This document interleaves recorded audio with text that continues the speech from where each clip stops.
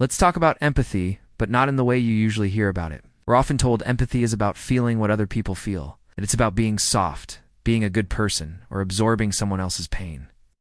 I'm here to tell you that's not just wrong, it's a recipe for burnout. Empathy isn't a feeling, it's a skill. It's not about being soft, it's about being accurate. It's not about taking on other people's emotions. It's about understanding them without losing yourself in the process. Today, we're not just discussing empathy. We're building it as a core leadership skill, grounded in something called emotional intelligence. Think of it this way. Empathy is the next level you unlock after you have mastered respect and leadership. Why? Because empathy without respect is just manipulation, and leadership without empathy is just control. So if you're ready to move beyond control and build real connection and influence, stick around. This is where the work begins. But first, let's get our definition straight. What is empathy really? Empathy is the ability to do three things. First, to recognize someone else's emotional state. Second, to understand their perspective without it completely taking over your own. And third, to respond in a way that protects both their dignity and yours. Notice what's missing from that definition. Empathy is not agreement. You can understand why someone feels a certain way without agreeing with their actions or conclusions. Empathy is not fixing. Your job isn't to swoop in and solve their problems. Most importantly, empathy is not absorbing their emotions. You don't have to become sad to understand sadness. The most powerful way to think about it is this. Empathy isn't saying, I feel what you feel. It's saying, I see what you feel, and going to stay calm and regulated while I respond to it. This is about accurate emotional attunement, not emotional contagion. It's the difference between jumping into a chaotic river with someone and standing on the bank, regulated and clear, ready to throw them a rope. So how do you get to that place of calm clarity? It all starts with emotional intelligence. You can't possibly understand what's going on with someone else if you're hijacked by your own emotions. Emotional intelligence is the foundation that makes real empathy possible. It's the ability to notice your own emotions as they arise, to name them accurately, and then to regulate them intentionally. Once you can do that for yourself, you can start to recognize emotions in others and respond with clarity instead of just reacting. Emotional intelligence is the skill that keeps empathy from turning into emotional chaos. Without it, your attempt to be empathetic can quickly become you just getting swept up in their storm.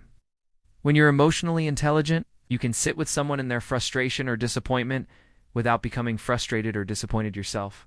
You remain the anchor. This brings us to a powerful three-layer model. Respect, then leadership, then empathy. You have to build them in that order. The first layer is respect. This is the baseline belief that says, you are a full human being with inherent dignity. It's non-negotiable. The second layer is leadership. By leadership, I mean taking personal responsibility for your impact on others. It's the moment you stop blaming and start asking, what's my role in this? How am I contributing to this situation? Only after you have established respect and taken responsibility can you build the third layer, empathy. This is where you can say, I understand your emotional reality without abandoning my own. Empathy is not the first step. It's the third. It only works when it's built on a solid foundation of respect and self-regulation. Empathy without boundaries is just emotional enmeshment. It's messy and helps no one. But empathy with boundaries, that's emotional intelligence in action. So how do we practice this? How do we make empathy a repeatable skill, not just a nice idea? You can break it down into three distinct moments. Think of these as drills you can practice over and over. First is the moment it happens. This is when you're in a conversation and you notice an emotional shift in the other person. Maybe their tone changes, their body language closes off, or they get quiet. Your only job in this moment is to notice. Just see it. Second is the moment you replay it. Later, after the interaction is over, you reflect. You ask yourself, what emotion do I think they were feeling? What was I feeling in that moment? Did I get defensive? Did I try to fix it? What did that moment really need from me? No.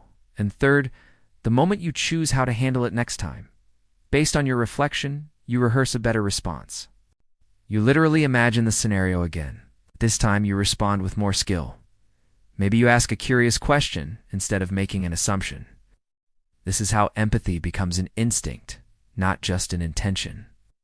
Empathy grows when you slow down the moment and run it again with more skill. To make this even more practical, let's talk about specific teachable behaviors that build empathy. These are the actions you can take, starting today. First, practice curiosity before conclusion. Instead of assuming you know why someone is upset, ask a question. I noticed your tone shifted. What's on your mind? Second, learn to offer validation without fixing. Sometimes the most powerful thing you can say is, "That makes sense," or "I can see why you'd feel that way." This is so much more effective than jumping in with, "Here's what you should do." Third, pay attention to your tone. Keep it calm, clear, and regulated. A calm tone de-escalates threat and makes it safe for the other person to be honest. Fourth, listen without interrupting or correcting. Just listen. Let them finish their thought, even if you disagree. The goal is to understand, not to win the argument. Next, practice naming emotions accurately. Instead of saying you're overreacting, try, "It sounds like you're feeling really frustrated."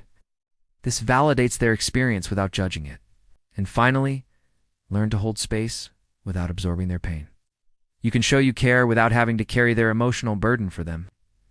Remember, empathy is not about solving the problem. It's about seeing the person. This is where empathy becomes a superpower, especially in high-stakes environments like leadership and customer service. When you're a leader, empathy allows you to understand your team's emotional state, their stress, their motivation, their fears, and respond with clarity, not control. You guide them. You don't dictate to them. In customer service, empathy is a game changer. You can validate a customer's frustration without absorbing their chaos. Saying, "I understand why this is so frustrating for you," immediately diffuses tension and shifts you from being an adversary to an ally. And in conflict, empathy is your best tool. You regulate yourself first, then you respond with curiosity and firm boundaries. Empathy isn't weakness. It's what allows you to lead people through emotional storms without losing the map. It's the skill that keeps the human brain online during a conflict, allowing for solutions instead of just reactions. I want you to take a moment to reflect. I'm going to ask a few questions, and I encourage you to pause the video and really think about your answers, or even write them down. First, what does empathy actually feel like in your body? When you're truly understanding someone, what sensations do you notice? Is it a feeling of openness, calmness? Second, where do you lose empathy the fastest? Is it when someone uses a certain tone of voice? When they talk too fast? Or when you jump to assumptions?